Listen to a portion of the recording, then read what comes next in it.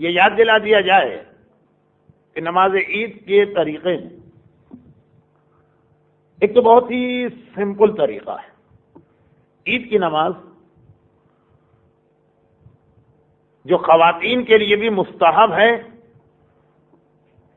اور اگر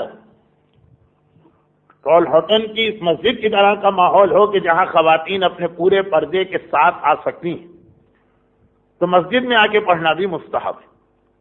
ورنہ کم سے کم فرادہ کی نیت سے گھر میں نماز عید پڑھی جائے. جمعے کی نماز فرادہ کی نیت سے نہیں ہو سکتی ہے، عید کی نماز فرادہ کی نیت سے ہو سکتی ہے. اور جو مسجد میں نہیں آ سکتا ہے یا ٹائم پر نہیں پہنچ پایا، اس کے لیے گھر میں یہ نماز پڑھنا مستحب. اور اس کا ایک بہت ہی شارٹ طریقہ بھی ہے.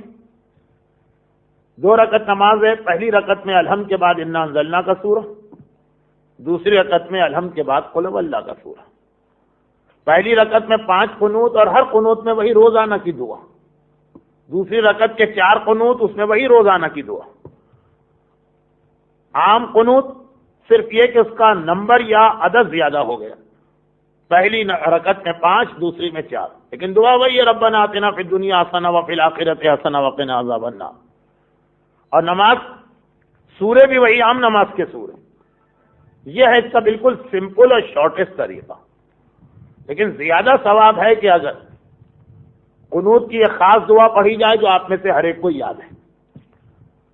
ویسے یاد نہ ہو تو جب امام پڑھنا شروع کریں گے تو یاد آتا جائے گا کہ اب یہ جملہ ہے، اب یہ جملہ. اور پہلی رکعت میں سورہ والشمس وضحاہا، سورہ اعلیٰ اور سورہ غاشیہ، یہ 3 سورے ہیں. ان میں سے کوئی 2 سورے اس نماز میں پڑھنا چاہیے، یعنی ثواب.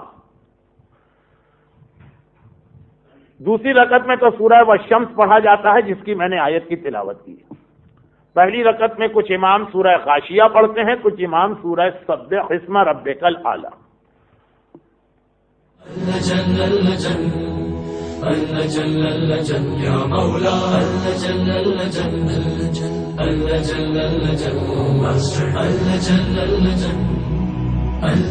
يا صاحب السماء